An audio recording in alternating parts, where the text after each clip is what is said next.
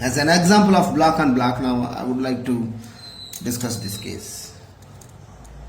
Here there are two blocks which are resting over each other. This M1 is resting on smooth horizontal surface, M2 is resting on rough block surface, and coefficient of friction I am taking as M. Now I applied a force, a time varying force. It is not a constant force, a time varying force on M2 to the right. Now our aim is to plot acceleration as a function of time. We need to plot acceleration as a function of time for M1 and M2. For this purpose, first step that I would like to consider here is, when the applied force gradually keeps on increasing from 0, what happens? The friction force between M2 and M1 also keeps on increasing till it reaches the limiting value. So till the applied force reaches that limiting value, what happens? Both the blocks moves together. What is that limiting force from our previous observation? What is that limiting force up to which both the blocks moves together? Just now we derived expression for that. What is that? Mu into M2 divided by M1 into M1 plus M2 into G. This I wrote it from our second point of previous case. Limiting friction acting should be equal to mu M2 divided by M1 into M1 plus M2 into G.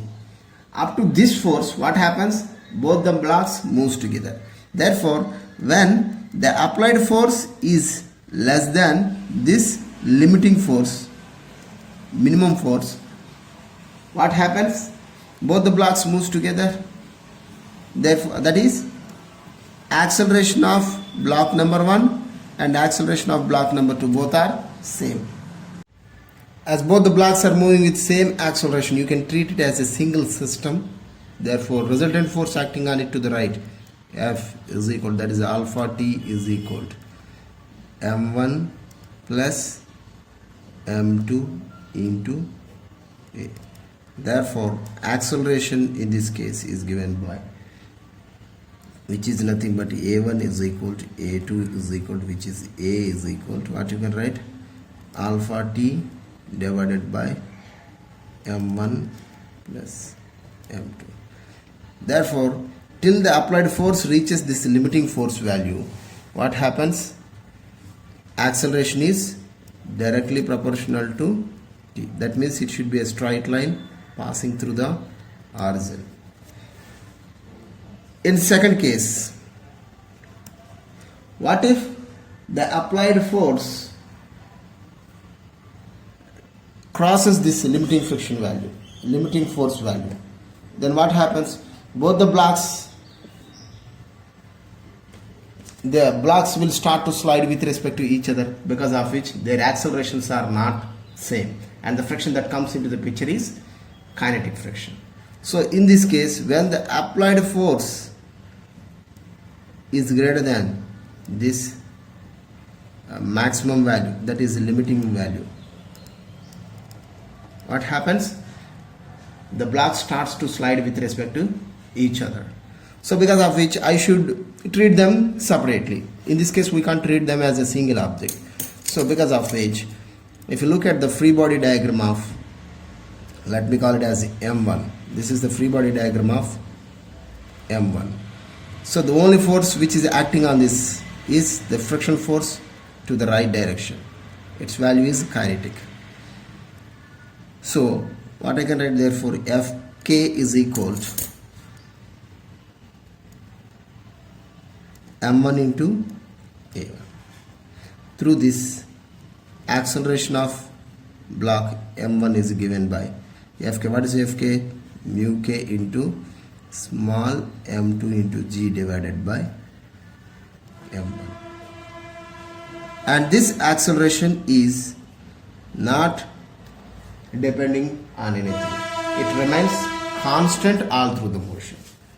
Now, let's go for the motion of second block of mass m2 on which the force is acting. This is block of mass m2. So the applied force is to the right direction, because of which kinetic friction force acting on it will be backward direction. So if we write down the equation, the force which is compelling the body to move to the right minus opposing force, that is kinetic frictional force, Fk is equal to m2 into a2. So what is the applied force? Alpha into t. Therefore alpha t minus what is Fk? Mu k into m2 into g is equal to m2 into a2. That implies acceleration of block number 2 a2 is equal to what I can write? Alpha t minus mu k m2 into z divided by m2. So if you look at this, here also acceleration is linearly depending on time. This is the acceleration of a2. So based on this data, if I plot the acceleration time curve for block number 1 and block number 2, how does it look like? For example, for block number 1, that is for the bottom block, if we take time along the x-axis, acceleration a1 along the y-axis. So let us look at the data that we got. Till the applied force reaches that limiting value of the force, what happens? Acceleration is directly proportional to t for both the blocks. That means it is a straight line passing through the origin. Once the applied force is greater than that limiting value of force, what's happening? Acceleration of a1 remains constant because it is independent of time. So it is constant, it won't change. And this maximum value of acceleration, what is that maximum value of acceleration? Mu k into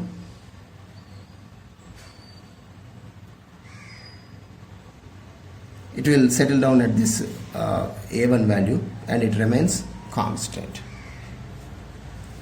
It remains constant. This is acceleration of a1 as a function of time. If we do same thing for body number 2 also, acceleration of a2 as a function of time I want to plot.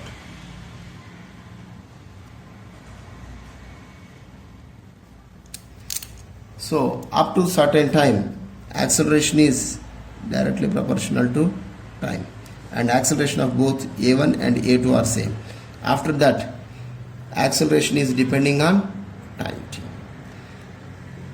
So for this body, acceleration keeps on increasing furthermore, like this.